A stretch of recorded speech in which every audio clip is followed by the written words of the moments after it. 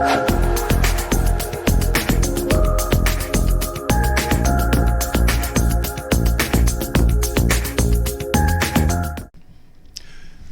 to CyberSecurity Awareness TV, episode 379, recorded December 18th, 2021. My name is Mac Jackson Jr. I am a cybersecurity consultant and researcher.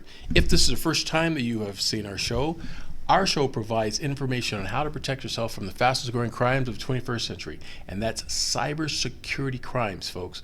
We provide news, industry experts, and tips you can use to protect yourself from these types of security threats. I want to reach out and thank all of our viewers and listeners over the year here for 2021. And those of you who are from overseas who have supported us and being part of our show. This is our last broadcast for 2021, and we want to welcome everybody into the new year of 2022. So yes, this is going to be very exciting. We wish everybody peace and prosperity in the upcoming new year. To find out more about my show for 2021 and other events that we are doing regarding cybersecurity awareness, you can go to my website at macjacksonjr.com. That's macjacksonjr.com. Or visit my company's website, which is Vanderson Cyber Group. Yes, Vanderson Cyber Group at vandercybersecurity.com. Remember, we are on Roku by the WWDBTV network. You will be able to find us. Remember to share, subscribe, and share this information and likes with your friends and family members regarding cybersecurity. This week's folks, in this episode, our first segment in cybersecurity news, we have two very disturbing stories I'd like to talk to you about and discuss with you in this week's episode. One of them's regarding a former hacker. It talks about his concerns and his fears of what's going on in cybersecurity. We mentioned earlier this year that we'd have a story about a hacker. We definitely have one for you in this episode. We also have another disturbing story from a former employee of Facebook talking about what they had to do as far as working there at Facebook to be a moderator of information that comes through the news links. In our segment, we'll go through the cybersecurity prevention techniques that have been recommended from the Better Business Bureau during the holiday shopping to protect you from these scammers that are out there looking for your information. And of course, every week we will go through cybersecurity tips and techniques that you could do to protect yourselves from these cyber threats. This week we're also going to talk about emails and how you can protect yourself by looking at fake emails, how to avoid them. In cybersecurity news, folks, there is a show on HBO Vice documentary called Informer. This show, I have an interview here that I clip from a hacker that shares his biggest fears about what's going on in our society, in our government and businesses regarding hacking. He was a former hacker. Folks, the research that my team here on CyberSecurity Awareness TV has uncovered, these two stories are pretty shocking involved regarding hackers and with Facebook. The show Informer on HBO is this documented series I mentioned, which talks about anonymous people who confess their particular views as insiders on various corporations and institutions and events. In this episode, we're going to show for you a white hat hacker with over 3 decades of experience working in cybersecurity analyst for a predominant Silicon Valley firm tells about his experience as a black hat hacker who has now come over to the good side of the force, if you would. He explains and examines the reality of systems regarding vulnerabilities and the various threats that hackers have created in society, including government and businesses, and his concerns with it, as well as the possibility of what's to look forward to in the future.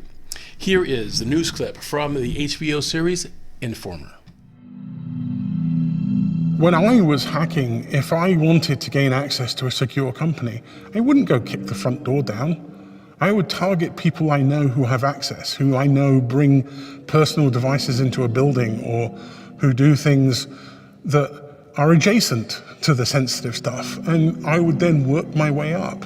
The kind of things that are vulnerable to ransomware attacks is literally everything that is connected to anything. In the old days, for a country to cause disruption to a country as big as the United States, you'd need millions and millions of dollars worth of investment to do something. But today, You just need a few $1,000s and a laptop and a couple of smart hackers to write some code and send something out.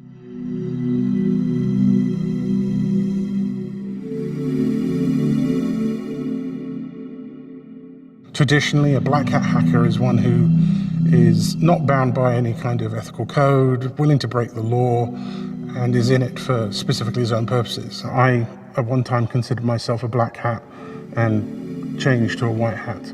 White hats tend to be hackers who are bound by an ethical code, who try to do things to improve the greater good, and who are bound by the law. So I look for vulnerabilities in systems that haven't been scrutinized before, that may represent significant risk. But I also do things like hunt the criminals who are targeting hospitals or who are targeting the businesses that I'm looking out for. So by looking at the attacks that take place, by understanding the infrastructure that's used by the criminals, I can work out where they're coming from. The vast majority of hacking is staring at code and understanding how sites are put together and how things work, and then working out how you can subvert that process to take control of it. So ransomware is an attack technique that's been around for decades. Modern ransomware is usually a piece of malware that gets on your system, encrypts all of your data, and then holds that hostage, demanding that you contact the gangs that are operating it, paying them in some form of currency before they'll give you the key that decrypts your data and gives it back to you. The challenge is it's not a scenario where you want to say, well, why don't we stop people from paying them? Because ultimately you have to protect the victims. I've watched hospitals get encrypted and people are left with a choice. Do I pay to decrypt the data or do I risk lives? Over the last year, we have definitely seen a significant acceleration in ransomware. And I think that's because there's been a huge increase in the profitability. Back when it started, ransomware was charging hundreds of dollars, maybe thousands of dollars for individual targets. The bigger payouts that we're talking about now are easily into the tens of millions. This most recent attack, they offered $70 million for the campaign key, which is the key that would have unlocked every single computer encrypted during that attack. So we're talking high stakes games here. You have nation state actors who are basically doing what they need to do because the nation state that they are employed by wants them to do it. There are financially motivated criminals who are looking for whatever way that they can cash out. There are some people who just want to see the world burn, and those are destructive attackers who will go after systems just because they want to cause disruption. You see the usual names like Russia and China being thrown around. You see slightly smaller countries like Iran and North Korea being involved. But the fact is, every single country has some reason to weaponize these kinds of attacks, and the less scrupulous countries are the ones who are using it right now because it's the perfect form of asymmetric warfare. I've seen routine engagement from pretty much all of the major Western governments in coming to my community to seek help. There is no one better equipped at dealing with these threats, at understanding these threats, than the people who grew up in the community, hackers. I think one of the things that we have learned this year is that we're not very good at understanding which systems are the ones that are most painful when they get encrypted.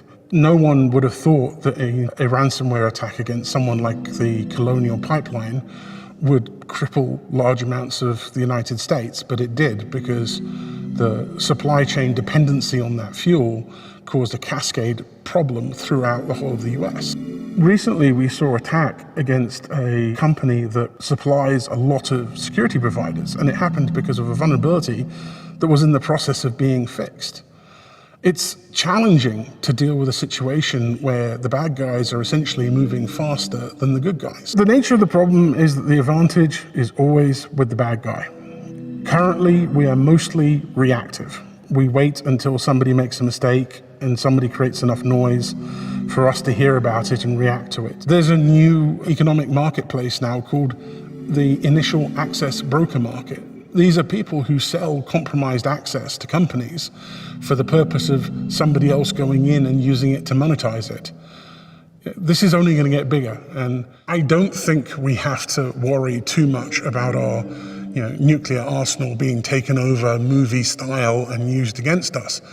But I do think we have to worry about things like major impacts to financial markets or potential impacts to things like electricity production facilities.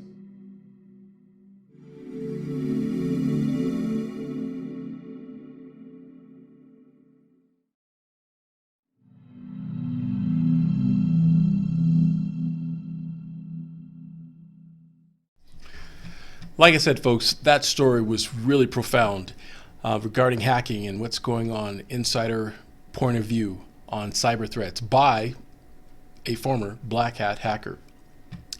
The HBO show Informer also has another show that I'd like to share with you as well regarding a Facebook supervisor that had a broad spectrum of information that's very, very upsetting, and including hate speech, pornography, and a severe violence on a regular basis that he had to go through in order to monitor videos that are being presented through Facebook. During his work at Facebook, he experienced a lot of mental trauma, borderline PTSD he was diagnosed with, and currently he is suing Facebook with legal allegations behind his experience there. Folks, this is definitely something that's disturbing. We need to look at this, and we need to be informed of what's going on in our social media platforms, including Facebook and others. Here's a clip from the HBO series Informer. I would basically just come in, find out what my target is for the day, press the button, just go, and the first piece of content, boom, it's just there on the screen in front of you. You take a look, you make a decision, you press a couple of buttons, it goes away, and the next one loads, and the next one, and the next one. And you are seeing dead bodies and murders, or people celebrating having killed somebody, dogs being barbecued alive, and you are seeing these images. It took me a long time to understand how much this stuff had affected me. I never even believed in PTSD. I thought it was just people being useless. And it's been very hard for me to find these really difficult emotional reactions when I talk about this stuff, and I've had to be through therapy and take a lot of time just working on myself to get through this.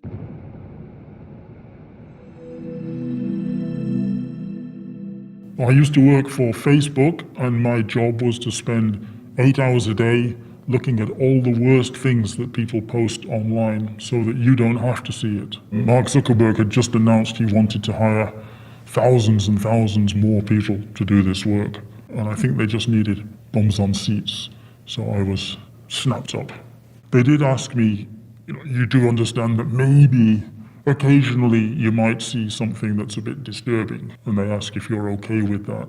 But you don't have any experiential understanding of what that means. It's really difficult to quantify how much of it was of a particular type or how extreme it was. You would be able to quantify this, but these numbers are not available. Facebook have them, but as an employee, you're not entitled to find out what kind of harmful material you've been exposed to. I'm going to guess it's between 5 and 10% of what you see every day is potentially traumatizing.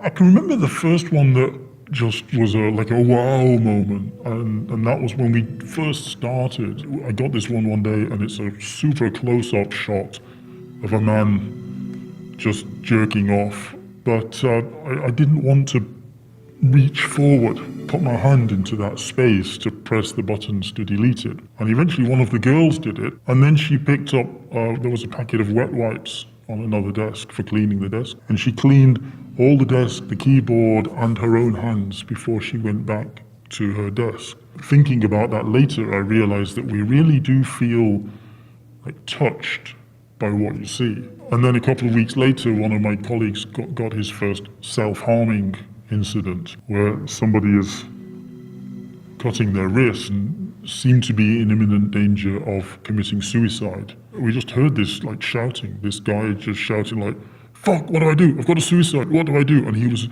in a complete panic because there's a life at risk right in front of him, right there and then. And your job is to protect people.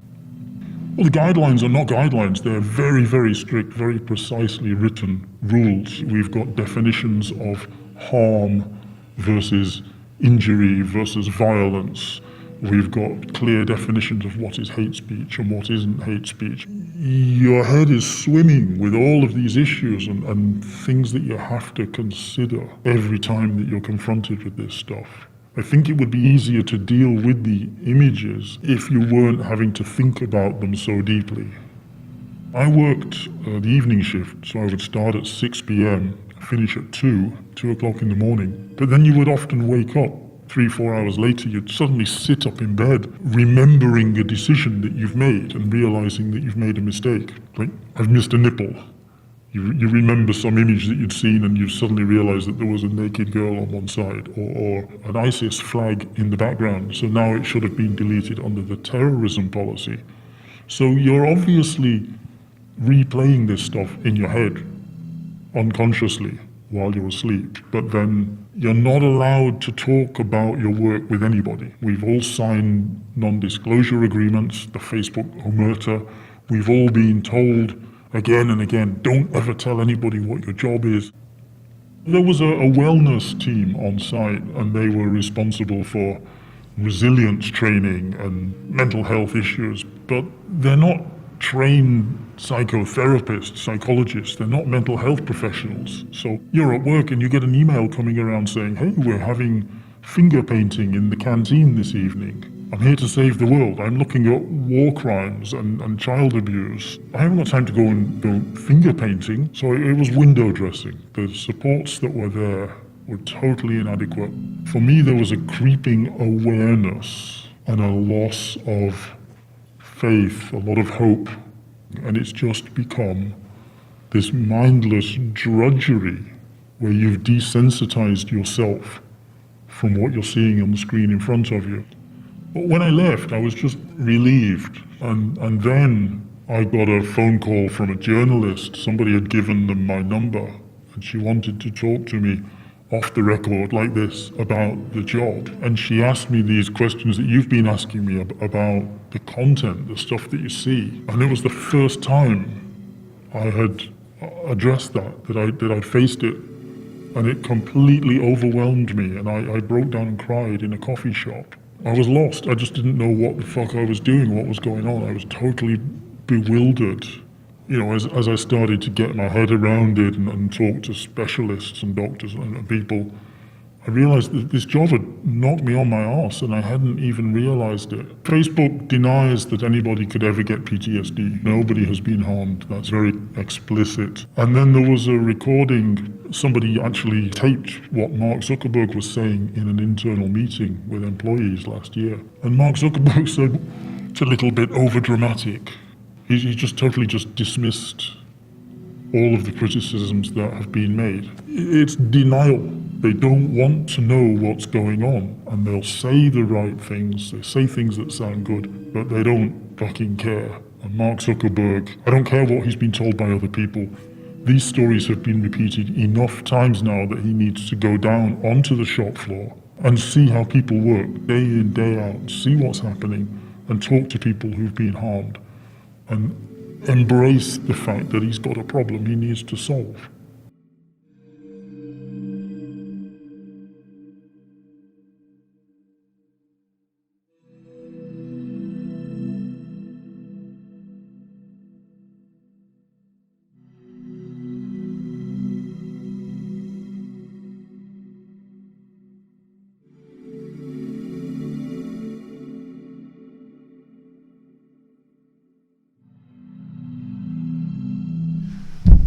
Wow, folks, that was really tremendous there, folks. It's really amazing to hear from insiders what's going on behind the scenes of social media events, social media organizations and companies, even with hackers that we in society may not be aware about. But folks, these are stories that we have talked about on the show for years, and we want to give you another insight And we want to thank the people over at HBO and the Informer for having these videos available. We're able to share these clips with you and with our audience. Folks, we must continue to be aware of our personal freedoms and our privacy when it comes to social media and the internet and cyber world as well. Like we always say on the show, hashtag stay cyber woke, folks. We'll be back after these messages. Hi, folks. I would like to welcome Ben Bowie from MyNiceTie.com as one of our newest sponsors for CyberSecurity Awareness TV.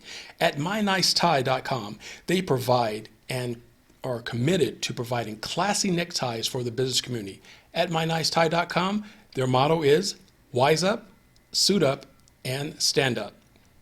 You can find nice ties like the one I'm wearing now at MyNiceTies.com. Hi folks, welcome back to CyberSecurity Awareness TV. I'm your host, Mac Jackson Jr. In this segment, we're talking about holiday scams, folks. That's right. As we are getting ready for the holidays, hackers are still looking for ways to steal your personal data and to get information from you, to get you to give them your money unwillingly.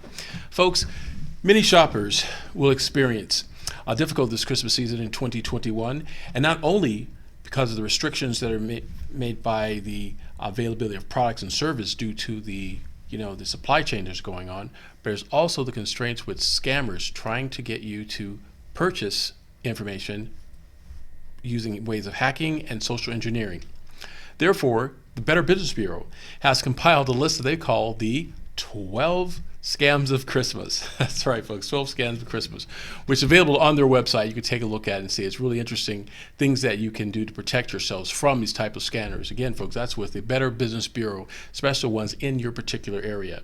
But I have a video I'd like you to watch of one of the scams that the Better Business Bureau has come out with and recommended in protecting yourself and your family and people you know from these types of scammers in this holiday system. Here's a clip from the Better Business Bureau.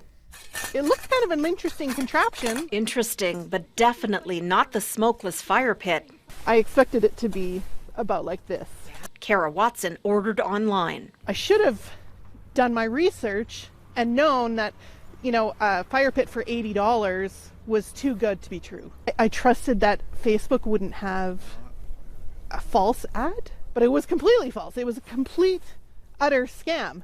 Watson was the victim of a misleading social media ad, one of the BBB's top 12 scams of Christmas, along with social media gift exchanges, holiday apps, and compromised account alerts. The fact is, these scammers become more and more sophisticated, and they have very complex behind-the-scenes ways of trying to trick you. Some of those tricks, free gift card offers or a temporary holiday job. Trickery can also include look-alike websites and fake charities. Then there are the fake and random shipping alerts, pop-up holiday virtual events, puppy scams, or that top holiday wish list item. Like Baby Yoda. This one is real. Many others are not.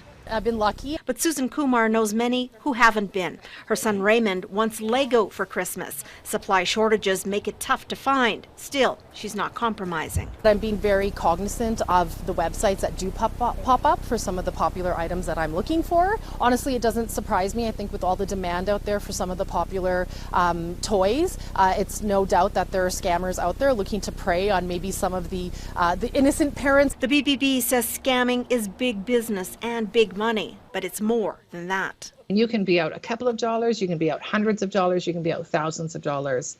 And what it really robs you of also is your trust. It sure has for Kara Watson. I was really embarrassed. I was like, I don't even want to show my husband this, right? I was like, I can't believe I fell for this. Tomasia Da Silva, Global News. Yes, folks. Definitely protect yourself from these types of scams. Take a look at the 12 Christmas scams from the Better Business Bureau from their website. And remember, folks, to protect yourself and your family from these types of scammers, make sure that information that you buy online is a site that is secure, and make sure that you're using a debit or credit card that is protected, just in case if there's something goes wrong, you'll be able to get your money back and you have ways. In other words, folks, have a backup plan just in case if something were to happen to you during this types of crisis with the holiday shopping. But if you'd like to learn more, folks, I'd like to invite you to join our Patreon channel at patreon.com/Mac Jackson Jr. to find out more ways how you can protect yourselves from these types of scammers in the holiday season now and for 2022. So folks, as we say always, hashtag stay cyber woke, and we'll be back, folks, after these messages. You can help limit the damage from identity theft with some quick responses. Placing a fraud alert on your credit reports, filing a complaint with the FTC, and then filing a police report. Taking these steps will give you some important tools to deal with other problems that may come up, like charges you didn't authorize on your credit card, phone, or utility bills, like ATM withdrawals or debit card purchases you didn't approve, like getting a letter from the IRS saying someone has filed for a tax refund in your name. Keep records of your calls and copies of documents. If these problems do come up later, you'll have the necessary tools close at hand. For more tips and tools on dealing with identity theft, visit ftc.gov/ID theft. That's ftc.gov/ID theft. Hi folks, welcome back to CyberSecurity Awareness TV. I'm your host, Mac Jackson Jr., and in this segment, as we do every week, we talk about cybersecurity tips that can protect yourselves from the fastest growing crimes of the 21st century and cyber crimes. In this week, I'm looking at an email I received from one of my clients talking about how can you know and detect fake emails. Can your email provider help you out in any way? Well, yes, the email providers can, and they do provide some protection in identifying some of these emails that come through. But folks, these hackers are really, really good at what they do. They will send you emails that look like from an original source. There's even one that's out now that's from info@apple.com. Looks like it's from Apple Computer, right? But check this out. The first character in the word Apple is a foreign character. And this foreign character looks very, very similar to the letter in our English language. But it's not. That's how they're able to get this particular domain name. But as you hover over this fake domain name, you will see it will be something, for example, scams.com, right? It's the actual fake website. So now you're looking at an email, you think it's from a legitimate source. Let's say your banking or your financial institution, and you think it's real legitimate. You need to take your mouse and just hover over the email address from your email program. And there you will find, it highlighted of where the actual email came from. And if it does look legitimate, the first thing you should do is, of course, delete it. If it looks like something that you're still curious about, contact the person who sent you an email immediately and verify it and make sure it's correct.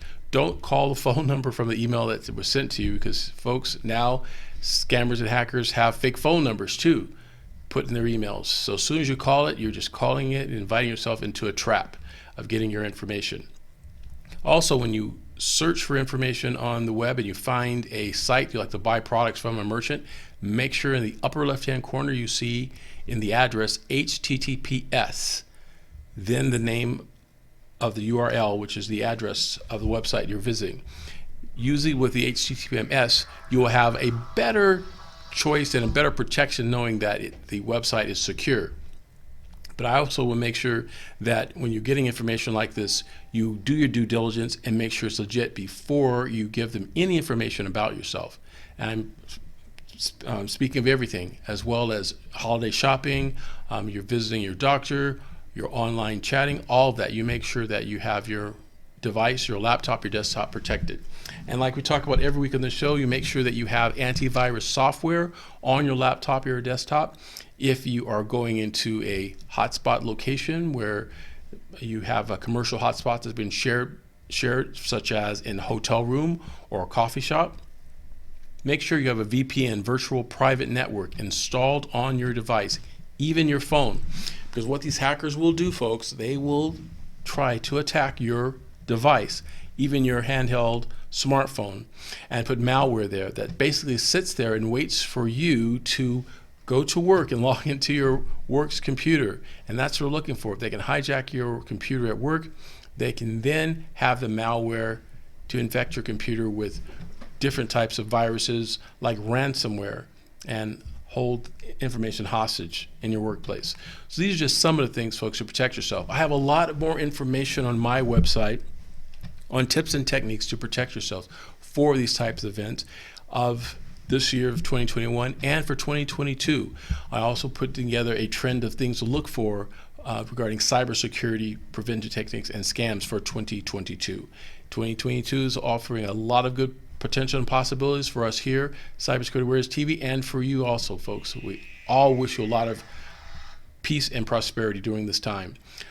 So those are just some of the tips I want to share for you. But again, just to reiterate, another one I would give you real quick. Always check your bank statements, folks, your financial statements. If you see any transactions that look suspicious, definitely contact that financial institution and ask them about it. It could be a fee that you're not expecting with a terminology that's strange to you, or some like a fee that states an international internet computer charge. Or one of my clients showed me in one of his statements he received from his financial institution, and it's like, what is this one about?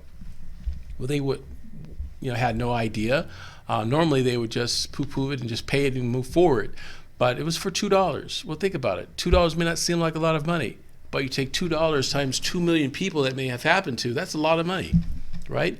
Find out what these charges are for. Make sure that any types of charge that you've been assessed by any merchant or organization, you have a definition of what it is for. And if the fee is not legitimate, have them reverse it out and take it off your account. But the only way you're going to know this is by looking at your information from your statements. Now you need to do this just like you would social media. We check our Facebook, we check our Instagram, our LinkedIn, we check those apps all the time. We should do the same thing, have a process or procedure within our homes that we check our statements all the time for these types of transactions. If we see something looks weird, definitely report it. So that's all we have for this week, folks. I want to thank all of you for being fans of our show, CyberSecurity Awareness TV, over the year of 2021. And again, to contact me, you can find me at MacJacksonJr.com. That's MacJacksonJr.com. Remember, folks, to like, subscribe, and share this information that you have learned here on our show regarding cybersecurity awareness. If you see us on Facebook, remember to share, like, and subscribe.